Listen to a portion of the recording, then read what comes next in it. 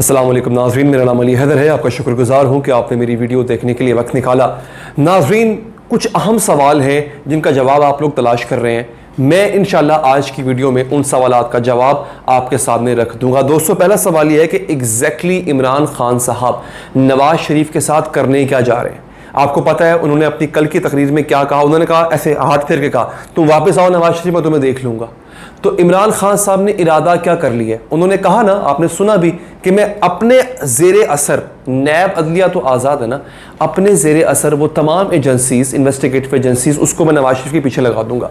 लेकिन एग्जैक्टली वो investigative agencies करेंगी क्या, केसेस से पहले चल रहे हैं, वो क्या नया करने जा रही हैं, ये एक्सक्लूसिव इंपॉर्टेंट खबर मैं आप तक अभी थोड़ी देर में पहुंचाऊंगा। अगला सवाल जो आपके जहनों में वो ये है कि इमरान खान साहब ने जो कह दिया कि ये सब कुछ नवाज शरीफ ने गैर मुल्की एजेंडे पर किया है।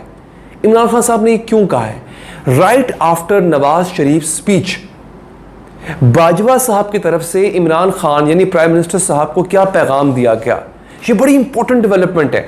इमरान खान साहब जो आज गुस्से में थे वो एवं ही नहीं थे, बड़ी इंपॉर्टेंट, बड़ा ही अहम बयान, बड़ा ही अहम पैगाम बाजवा साहब की तरफ से इमरान खान साहब को दिया गया। दूसरा सवाल, तीसरा और आखिरी सवाल दोस्तों ये है कि नवाज शरीफ वो क्या करना चाहते हैं। देखिए, एक बंदे ने जंग का ऐलान कर दिया, एक बंदा कह रहा है जी मैं लड़ाई लड़ने को तैयार हूं, वो फौज का नाम ले रहा है, फौज के सरबराह का नाम ले रहा है, आपके DGISI का नाम ले रहा है। इसका मतलब यह है कि वापस तो आने से रहा।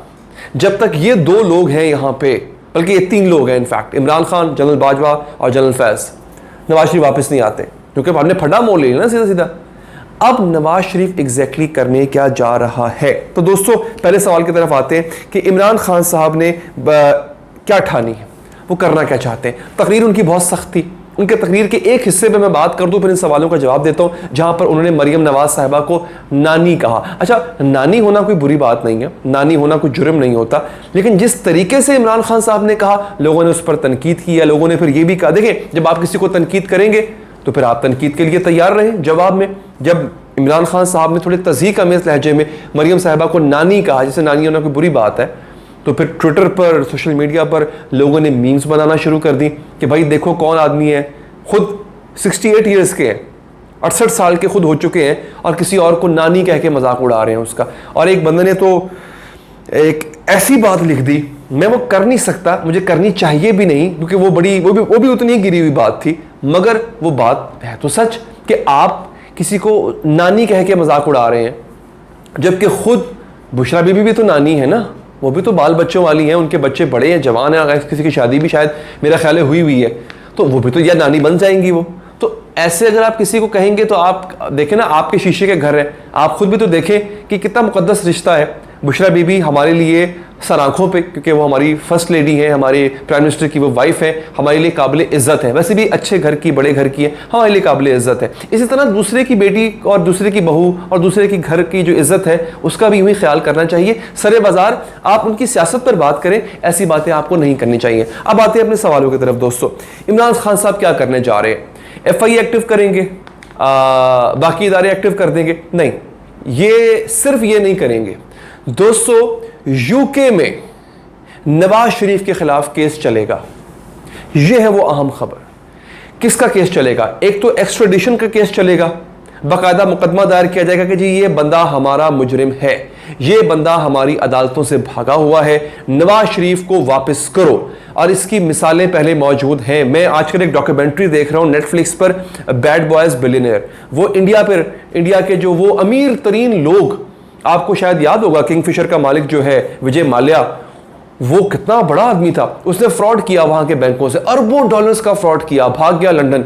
इंडिया ने केस लड़ा लंदन की अदालत में, वो विजय माल्या केस हारा, भारत केस जीता, विजय माल्या गिरफ्तार हुआ, गिरफ्तार होके अब वो अनकरीब उस प्रोसेस में है जब उसको भारत लाया जाएगा।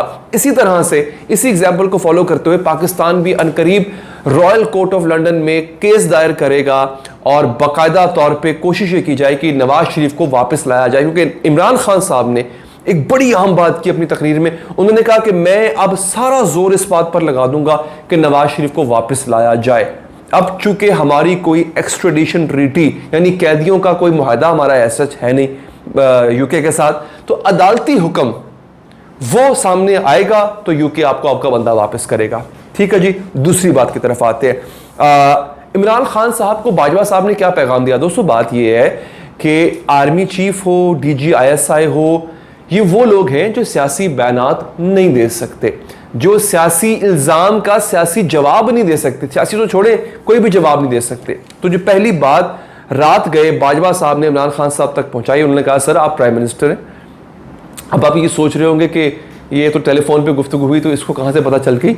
देखें, ये मामला जब होने होते हैं ना तो ये पहले एक मीटिंग में तय किए जाते हैं कि देखिए नवाज शरीफ ने ये बात कर दी, अब हमें क्या जवाब देना चाहिए। उस मीटिंग में फिर फैसला होता है कि जी हम जवाब नहीं देंगे, प्राइम मिनिस्टर साहब से रिक्वेस्ट की जाए कि वो चूंकि हमारे बॉस हैं लिहाजा उनकी तरफ से, गवर्नमेंट की तरफ से जवाब जाना चाहिए। तो फिर वहां से खबरें, उस मीटिंग से खबरें आ जाती होती हैं।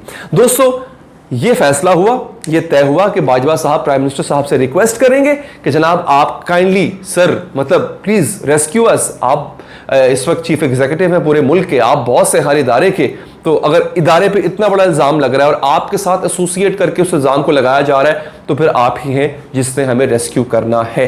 तीसरी बात, नवाज शरीफ क्या करने जा रहे हैं? देखिए नवाज शरीफ अगर कह रहा है मैं जंग करने को तैयार हूं तो भाई हमें पता तो हो कि कौन से हथियार हैं नवाज शरीफ के पास जिनसे वो जंग करेंगे, क्या स्ट्रेटजी है, कहां से हमला आवर होंगे, किस किस पे हमला आवर होंगे, कैसे हमला आवर होंगे, ये बड़ी इंपॉर्टेंट बात है। नवाज शरीफ दोस्तों अब करेंगे ये कि नवाज शरीफ का हदफ सिर्फ एक है, वो है पाक फौज।